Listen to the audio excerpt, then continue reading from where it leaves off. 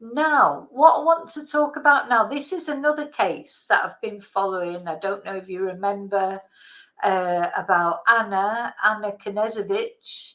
Anna Knezevich is this lady who's gone missing in Madrid. So this is very close to home for me, if you like, because although she is not Spanish, she's an American citizen of Colombian origin, which of course Colombian, she will be a Spanish speaker, she'll speak Spanish, and she's coming out of a divorce. We're gonna read a Spanish newspaper, but in English. It is in English. She was coming out of a divorce. She'd been married for, I think it's 12 years. They're very wealthy. Her and her husband, very wealthy. Her husband is Serbian. That's where her surname comes from. David, he's called, or David. David Knezevich. And they have a company which it's like deals with technology, etc. And it seems to be very successful. You know, they're very well off. But anyway, they're divorced. They're separated. Now, initially, his lawyer, this is Anna. This is Anna. She's 40 years old, believe it or not. She looks so young. But this is Anna. They were supposedly having a very friendly divorce. According to her husband, he's contracted a lawyer, a criminal defense lawyer, funnily enough. Not quite sure why he's contracted a criminal defense lawyer in America. He's living in Serbia, apparently. He's got a home in America. He says he's got no connection to Spain whatsoever or Madrid, so he knows nothing about what's happened to Anna. This lawyer has been speaking for him. We watched a few videos early on in the case, because this is quite a while that she's been gone for. Let me think, I can't remember exactly how long she's gone for. February the 2nd. She hasn't been seen since February the 2nd, so quite a long time.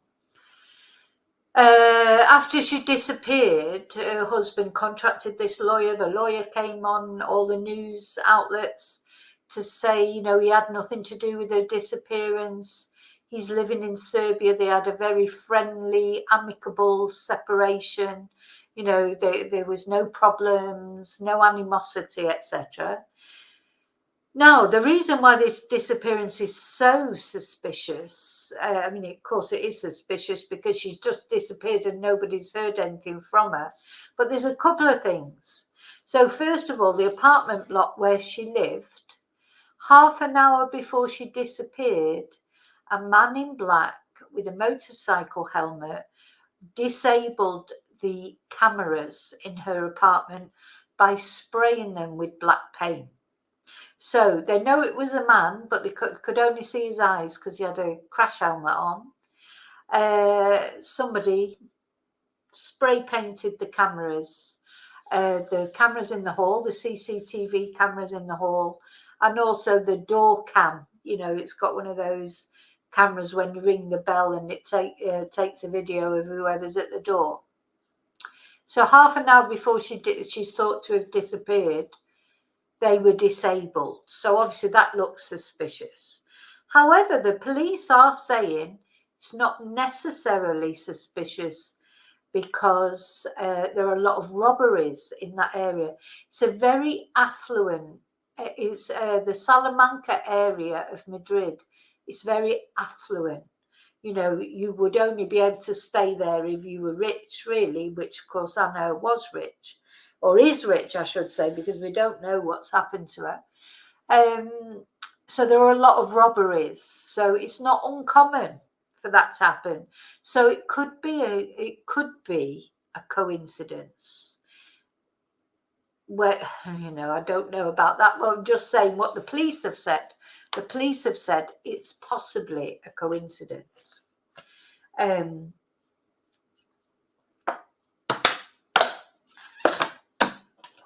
Now, Anna was a girl or a woman who kept in touch with her friends every day. told him what she was doing. She was having her nails done. She was going to salsa class. You know, she wasn't a person who didn't stay in touch with her friends. She kept in regular contact with her friends and told them everything that she was doing. Then suddenly, after she disappeared, her friend received, well, first of all, her brother received a text. This is the text that her brother received. And of course, this is in Spanish, but let me tell you, this is not normal Spanish. This Spanish looks like it's been put through Google Translate, and you can tell. If you're a Spanish speaker, you know it's the same as an English speaker. If you received a text that had been put through Google Translate in English, it would, although you'd be able to understand it, Google Translate can do so much, but it can't make it sound like the natural. And Google Translate, this is the same. So it's what it says is conocí a una persona muy chévere. I've met a lovely person or a really nice person. Tiene una casa de recreo a unas 2 horas de Madrid. Now, that for a start, casa de recreo, what it's trying to say there is like a holiday home. He has a holiday home about 2 hours from Madrid. You would never call it that in Spanish, a casa de recreo. That phrase just doesn't exist. It'd be a casa de campo or casa de vacaciones. Anyway, then she says, ahora nos vamos y pasaré unos días allí. And then she said, now we're going. And I will spend a few days there, aunque apenas hay señal, but there is hardly any signal there. Te marco cuando vuelva. You know, te marco, that doesn't make sense. I know what they're trying to say is, I'll write to you or I'll message you when I come back, but that's not correct Spanish either. So that was the text that went to her brother. Then at the same time, a text saying exactly the same thing but in English was sent to her best friend, Sanna, who's a Swedish lady who I have been in touch with. Anyway, that's another story. So at the same time as sending this message to her brother, well, it came from her phone, but obviously it doesn't sound as if it was her who sent it. She sent the same message, but in English, and again, weird English that looked like it had been put through Google Translate, saying the same thing. And apparently this guy, she'd just met him on the street, you know, and before you know it, she's going off to spend time with him at his holiday house, you know. I mean, and her friend and her brother say there is no way Anna would have done that, and certainly not just, you know, because she was always in touch. Oh, and also on the Monday, so this happened on the Friday. On the Monday, she was due to meet another friend, and they were supposed to be going to Barcelona for the day. And and she did not turn up. So it was an arrangement that she had with the other friend to meet her at the train station in Madrid, and they were going to Barcelona to spend the day on the high-speed train, and she just never turned up. So that's when the police started to take it seriously, when she didn't turn up to meet her friend on the Monday for their arranged appointment. Anyway, apparently they are taking it seriously now. So this is an article that was in El País, which is one of the most popular Spanish newspapers, and it's been translated into English. And it's a little, how can I put it? It's a little bit sort of, it's like a story, but anyway, I'm going to read it out to you. It's 8:30 p.m. on February the 2nd, and a woman is chatting with her close friend, lying in bed in her home in the upscale Madrid district of Salamanca. She tells her friend she's going to bed early, she's tired, and she does not mention any weekend plans. The conversation lasts about an hour. So, you know, she chats a lot with her friends. You know, she's not somebody who doesn't keep in touch with her friends. So a day later, 2 people receive a message from her cell phone, but nobody believes that she wrote them. So MARIA KNEZEVICH HENAO, 40, a US citizen born in Colombia, was reportedly in the middle of a difficult divorce, made more complicated by the lack of agreement with her ex, and also by the large amount of money involved. The missing woman had moved from Colombia to Miami 18 years ago. 13 years ago, she married a man of Serbian nationality named David Knezevich, and together they founded 3 very successful technology firms, providing computer support in Florida. It's Florida again. It's always Florida. EOX Technology Solutions, Registered Corporate Agents LLC, and EOX Capital LLC. As evidenced by their social media accounts, the couple led a very comfortable life. However, last summer their romance came to an end and the marriage broke up. What at first the woman thought would be a friendly divorce instead became strained due to negotiations over the distribution of assets. And money is the root of all evil, isn't it? At the end of the day, where there's, sometimes you think, God, is it worth it? It's nice to have money, but it always seems to cause problems. So according to sources close to the family, she wanted a 50% split for each, while her husband wanted her to keep only 25% of the assets. So much for the guy's attorney say, coming on camera, coming on the news and saying, oh no, there was no problems with this divorce. It was a very friendly divorce. Now it turns out it wasn't such a friendly divorce as it was thought to be at the time. Also, it came to light some messages that Anna had sent to her friends about her husband, saying that he'd been aggressive towards her.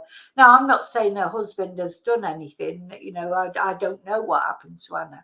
I'm just telling you that it seemed, conflicting, that one minute the lawyer's saying, oh, there's no problems between them. Then this comes out, and then some texts were revealed from Anna's friends, texts that she'd sent saying that she had problems with her husband. So, according to these same sources, this situation increasingly undermined her health. She was prescribed antidepressants and she lived in a constant state of anxiety. So, hoping to change airs. See, that is because this is Spanish translated into English. So, we'd say hoping for a change of scenery. She crossed the Atlantic and settled down in Madrid, where she had visited before as a tourist, and she had some friends. In late November, she moved into an apartment on Francisco Silvela Street. And according to her family, her mood and condition improved significantly. She was financially well off, and she had mentioned that with what she had already made, she could spend the rest of her life without working. On the day she went missing, she'd gone to see a house to settle permanently in Madrid. So the place she was in on this, what's it called? Francisco Silvela Street. It was like a temporary accommodation. I don't know if it was like maybe an Airbnb or something like that, but an elite one, because she had to be out by March. So she was looking for a long-term rent. And she'd been to see this house. The lease on her rental was running out in March, and she needed a place to stay long term. That night, in the telephone conversation from bed, she told her friend that she did not like the property she had visited and she was going to keep searching. Well, that's not actually true, because we listened to that conversation. I thought she said, I'm hoping it will be mine. Anyway, they also talked about the plans they had for a trip they would take to Barcelona the following week. So that's the friend she was supposed to meet at the station on Monday. So they were supposed to be going to the Catalan capital on February the 5th to attend a talk by a psychiatrist that Anna Maria liked, and they would take the opportunity to spend a few days of leisure.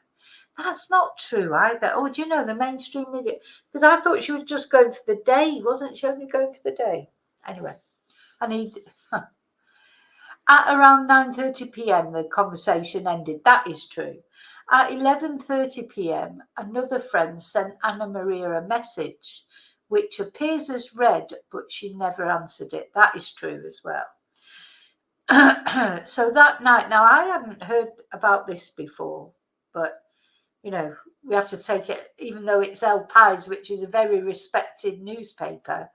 You know, it seems like we have to be a bit wary of, are they telling the truth? But anyway, that night, Anna Maria did not lower the blinds in her bedroom to keep the sun out in the morning as she normally did.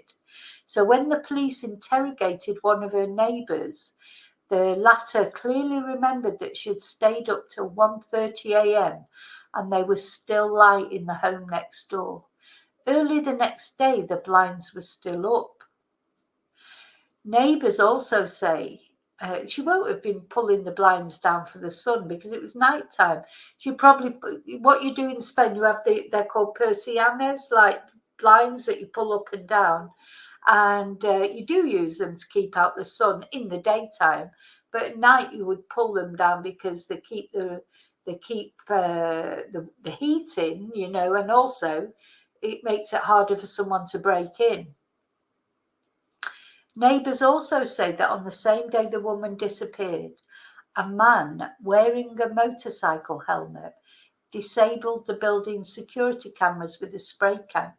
However, sources investigating the case do not necessarily tie this event with Anna Maria's disappearance, as this has happened several times in that area, which is a common target for thieves.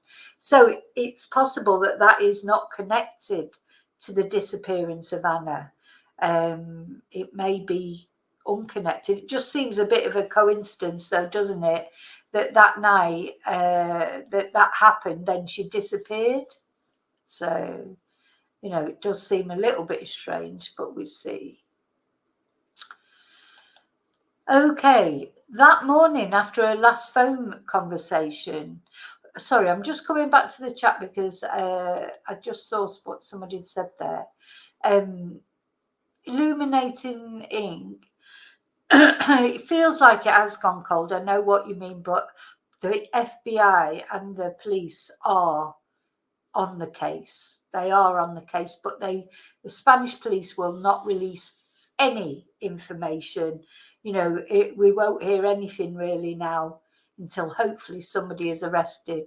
But I can assure you, and I know this for a fact, I know this from a friend told me, it hasn't gone cold. The police are treating it as a top priority.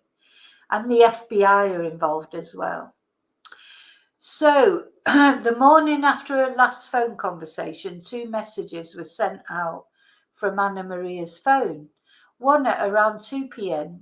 to Sanna Ramo. This is the friend that I'm talking about, a friend from Sweden. And this is the message that was saying.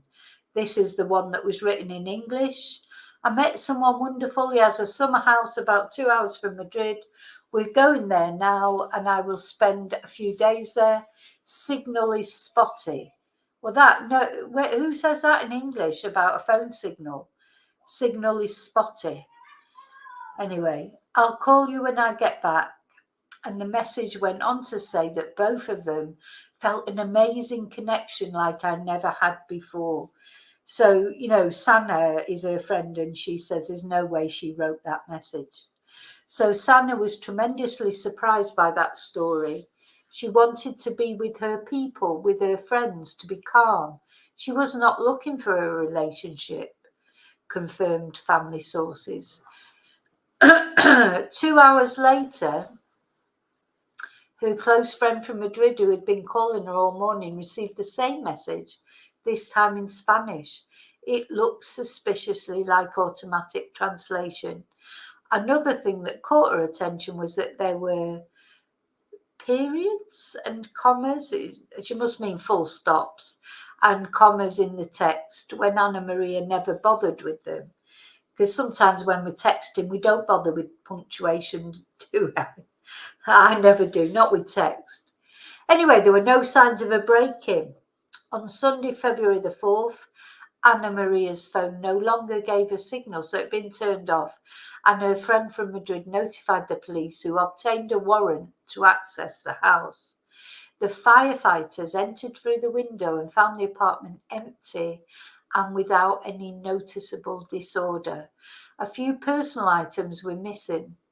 Given that there was no trace of her, her friend filed a police report.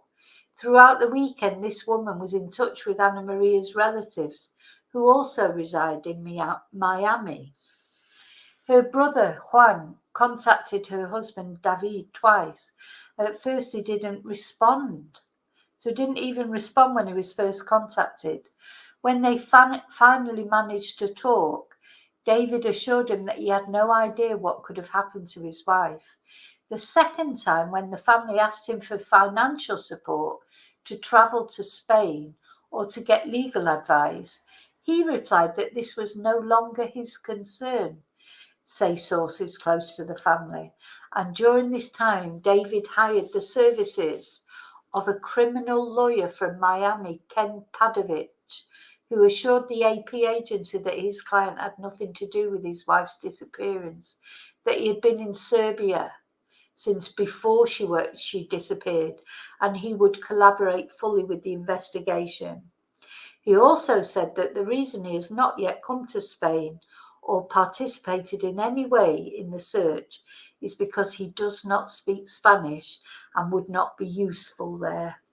Because Sanna, Anna's friend, she also asked him, because she went from Sweden to Madrid, and she asked David to go as well, and he wouldn't go. I think he won't go to Spain because he thinks he might get arrested. No, I'm not saying he did it. I'm just saying he's worried, perhaps. Might be for the innocent of reasons. You know, that if he sets foot in Spain, he might get arrested as a suspect or something. I think that's why he won't go. Anyway, the family has filed another missing person complaint in the United States. They're all being legally advised by SOS Desaparecidos, a missing persons volunteer organization that has provided them with psychological support and legal advice. And its president, Joaquin Amils, says that the Spanish police are working closely with the FBI on the investigation. Meanwhile, her two brothers, her mother, and her close friends are still hopeful they'll find Ana Maria alive and dance with her again. The cumbia that she likes so much, that must be a South American dance. So that's the story of Anna so far. Where is Anna? Where is she?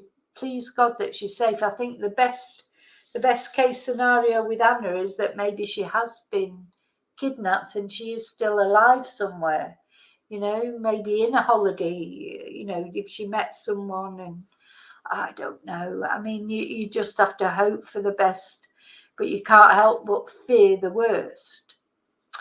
But something else I wanted to tell you about this case, and you know, I am following it all the time, and as soon as I have any news that I can actually share with you, I will share it with you. But something else that I just found disgusting, for expats in Spain, as you know, I live in Spain, and there's a newspaper here called the Olive Press.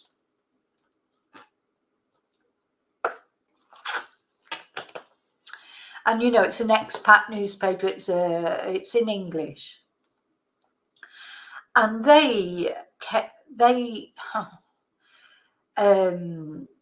well, let me show you the story that they released. So they released the story with headlines: biological remains found in Ana Knezevich's flat. Let me see. Now, the thing about the Olive Press is they're like the Sun. They're the worst kind of newspaper. They're always putting out things that are salacious and, you know, sort of for a headline. And the thing is, it's all behind a paywall as well.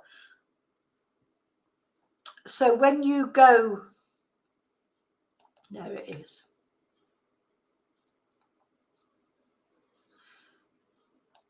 So here they are. The Olive Press, Spain's leading expat newspaper, launched in 2006. Yeah, so you've got to pay £1.50 a week. Sorry, €1.50 a week if you want to read any of the stories. So it put this story out, oh, biological remains found. And then when you go onto the headline, it tells you to pay £1. You have to pay €1.50 a week before you can read the story. So, you know, lovely. And the other thing is, because normally these sort of newspapers online, they survive, they advertise, don't they? You know, that's where they get their revenue from. There's probably loads of adverts on there as well, but they want you €1.50 a week, which they won't be getting off me, that's for sure. But especially because everything they say is a load of crap. So they'll put that headline, biological. If I refresh that, it might come up again briefly. Yeah, look, the headline comes up briefly, and then as soon as you try and read it, it says no op, no deal. Stay informed about everything in Spain for just €1.50 a week. So they've put this headline on about biological remains were found in the apartment of Anna Knezevich, according to them. So her brother just can't imagine how it feel. So the family have got wind of this. They've got wind of this rumor that whatever biological remains are, it might be DNA. I don't even know what it is because I can't read the story. I'm not going to pay to go and read the story because it would be rubbish, because I've seen them do this before with stories. Put a headline, get you to pay the $1.50 or whatever. You go in and it is nothing, you know. It's a non-story. Anyway, because a brother must have got wind of this, then what he's done is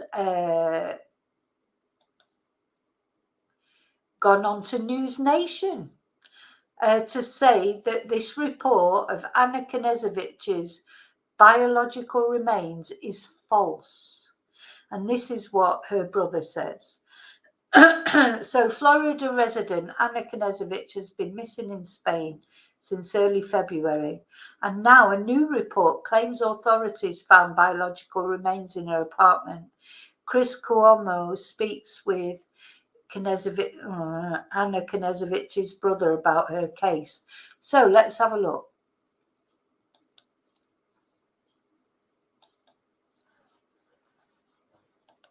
Weird messages. Now this Chris Cuomo on News Nation, he's been covering this quite a lot. Most of the information that I've shown, like on my videos, has been from. They don't seem like they were written by her or someone who speaks Spanish, which she certainly does. We've been staying on this case. Now, there was a report that says something very startling, that authorities found biological remains in Anna's apartment. Obviously, it can't be her body, otherwise the mystery would be over. So what does it mean? And is the family satisfied that there is effort being made, that there's hope? Anna's brother, Felipe Henao, joins us now. Felipe, sorry about my voice, but very good to be with you. How is the family doing on this new report of biological remains, and what does that mean to you? So thank you for having me, Chris. It's been the toughest time that we've had in our lives. We just want to know the truth. That's ultimately what we want. We want to know the truth. We want to know where my sister is. And I just want to tell anybody, if anybody has any information, any tips, even if they think it's stupid, to please reach out to the FBI in Miramar or the Spanish authorities. How about this report? I asked the FBI authorities if it's true, and they told me it isn't. But they don't want to share any information because it could jeopardize the case. And I totally understand. Justice moves slow. And obviously they understand, obviously, our desperation. But yeah, it's been very hard. I mean, where has this report come from? You know, where has it come from? If now the FBI are actually have told him that it's not true, but of course, but I know that they're giving out, no, they're not giving out any information, not to the family, not to Sana, the friend.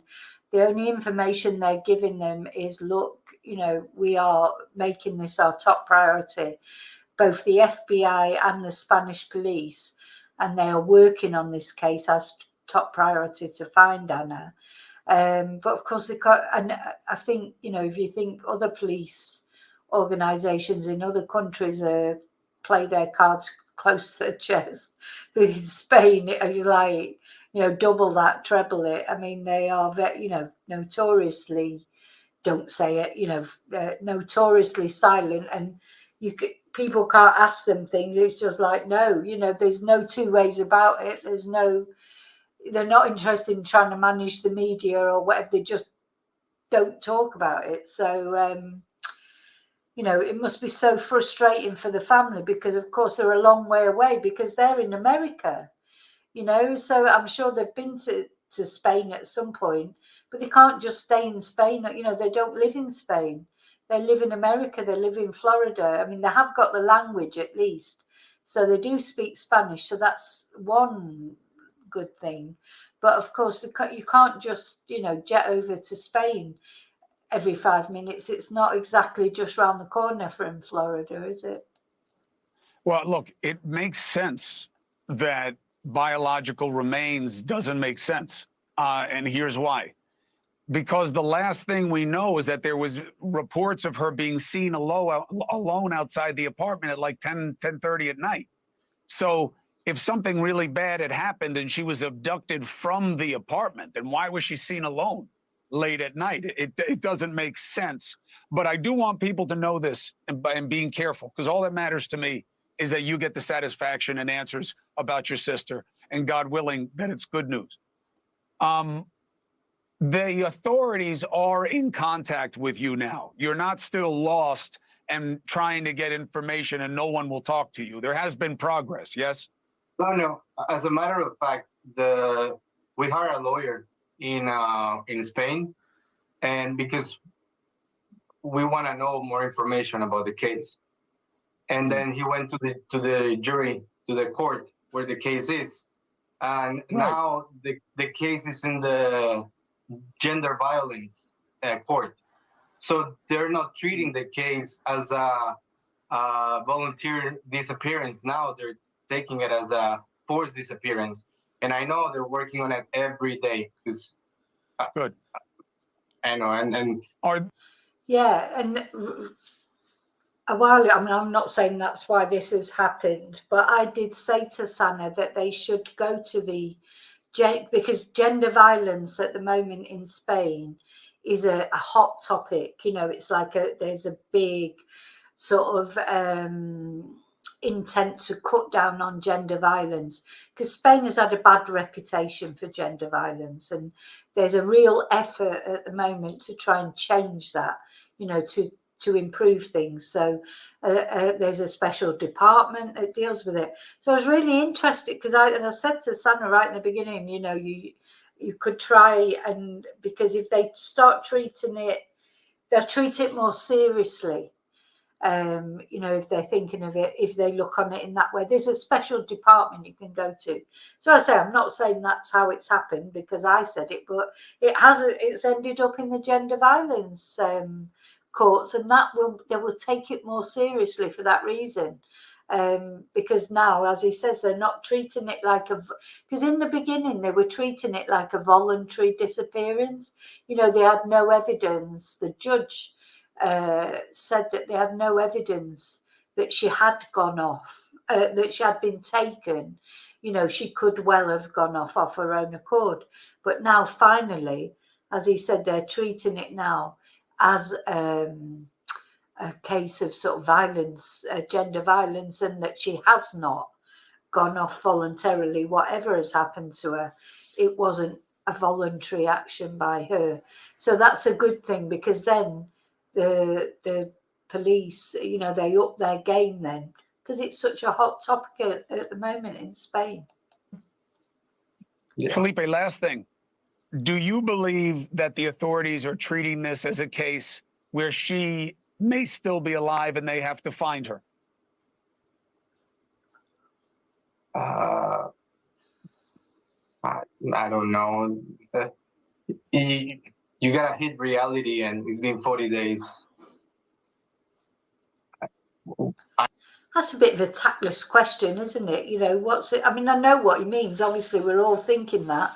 Are they treating it as a case where they're looking for somebody who's dead? You know, they're looking for a body, but they don't know, do they? They don't know if they're looking for a body. I would imagine they're treating it as, you know, they're looking for somebody who's alive until they know any different. But of course, we don't know what they did find in the apartment.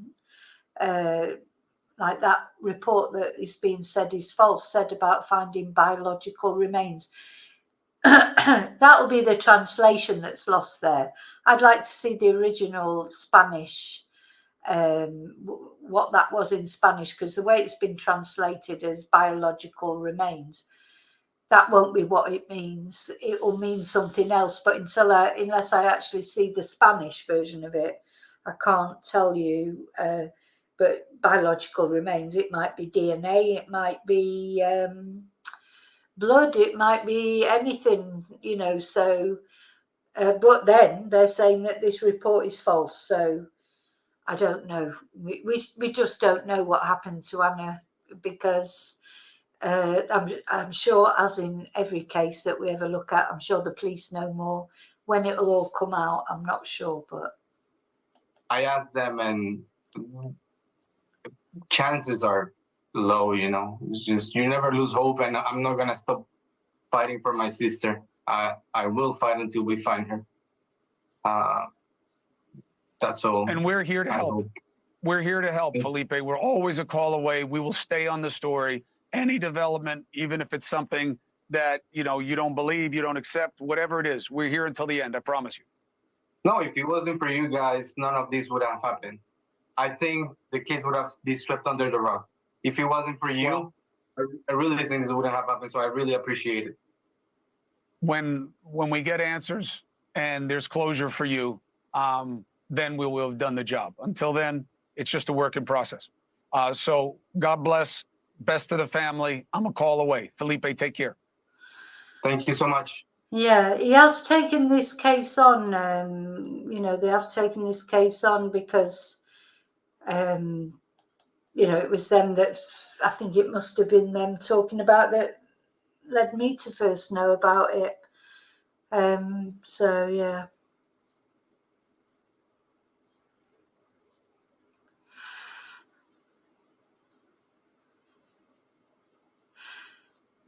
That news report, he had something wrong with his throat, I think, Simon. Anyway. Okay, so that's it. That's the updates that I've got for you tonight. I'm going to just check, as always, just one more time, that I've got a little bit of, no, it's not exactly news about Samantha Murphy, but some of the Facebook groups have paused. You know, they've gone offline. They say they've gone offline until the court case starts. That's about it, really. And then the searches are still going on, as far as I know. The ground crew, they're still going to be searching. But yeah, no news about that they're any further on to finding her, or no more news about Patrick Stevenson. It's all silent, isn't it? It's all silent. And it may remain silent now, unless he actually comes out and says where she is. It'll probably stay silent now until the court case, which is not till August. So, you know, that must be torture for Samantha's family.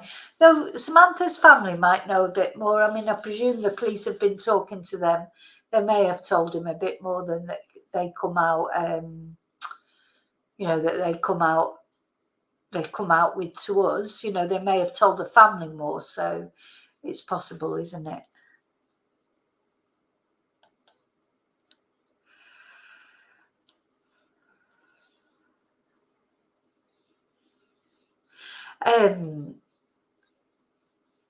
Alana, yes, I heard that rumour about Maddie Soto's mum being in a psychiatric ward.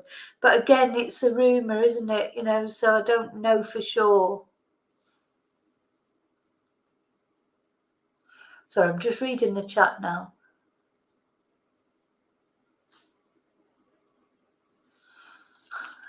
Masonic K9.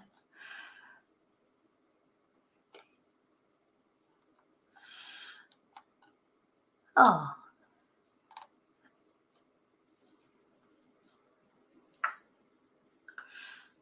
Night, Selena. She's probably already gone, but night anyway. Okay, so yeah, a lot of you talking about various illnesses and things. I want to say hello to people who are watching at home as well, because there's quite a few people watching. There's people in the chat, but also there's people watching at home. So hi, and thank you for watching. Now, please don't forget to put your fingerprint on the like button. And if you're not already subscribed, maybe you'll think about subscribing to keep up to date. All these cases I'll be looking at as soon as any information comes up. You know, I like to try. I'm sort of trying to do a couple of, like, you know, one live in the morning, one live in the evening. Oh, and tomorrow is St. Patrick's Day, so tomorrow we're going to leave true crime behind completely, and we're going to have a party for St. Patrick's Day. And yeah, don't forget to send me any Irish photos, anything Irish. So obviously St. Patrick's Day is Irish, and we're going to have a little party, and we're going to have a quiz.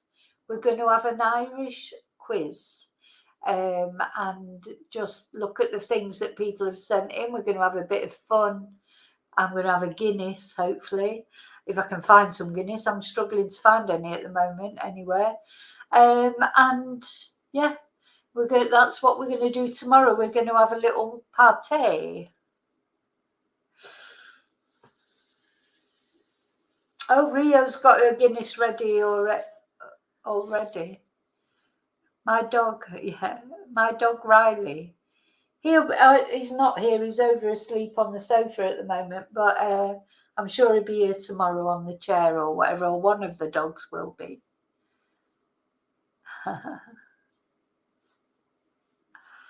Oh, no, it's nice, Nicola. Guinness is nice and it's good for you. It's got iron in it.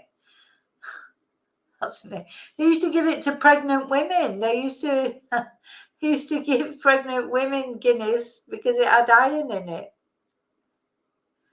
Alana doesn't like beer or Guinness, so she'll be drinking wine. I mean, I can't drink a lot of Guinness. I'll have one Guinness probably, and then probably wine. But yeah, quiz. We're going to have a quiz. We're going to have a bit of fun anyway. And, you know, just sometimes you have to take a day off. Everyone's moaning about the Guinness. What about Baileys and Guinness? That's quite nice, isn't it? That's, what do they call that? Is it a Bailey Guinness, or is it like a little shot that you get? Oh, liver. Oh dear. So you prefer liver to Guinness? Oh, I couldn't eat liver. That's good for breastfeeding. There you go. So I know they did used to definitely give it to pregnant women. Oh, she's back. Selena's back. Yeah, we could put that in the you know, when we did the other night, we had the chat of what things were acceptable years ago and aren't acceptable now. Probably one of those is drinking Guinness when you're pregnant. You know, if someone who was pregnant was drinking Guinness, it'd probably be frowned upon. And something that my dad used to do with all the kids, you know, like, because they've got quite a lot of great grandchildren, my mum and dad. and putting the dummies in the dipping the dummies in beer.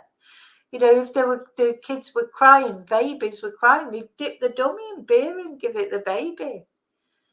That's terrible, really, isn't it, when you think about it? Oh dear. Yeah, it does seem a bit, God. Yeah, I can remember him doing that even with my son at my son's christening, but you know, it was quite a long time ago. Him doing that was my son was crying. He didn't like he's always been sensitive to noise and that, even when he was a baby. And you know, he didn't like the noise when we went. Obviously, not in the church. He was fine in the church when he was being christened. It was when we went for a drink after, and it was noisy, you know, in the bar and that. So my dad's dipping his tummy in the beer and giving it him. Dear me.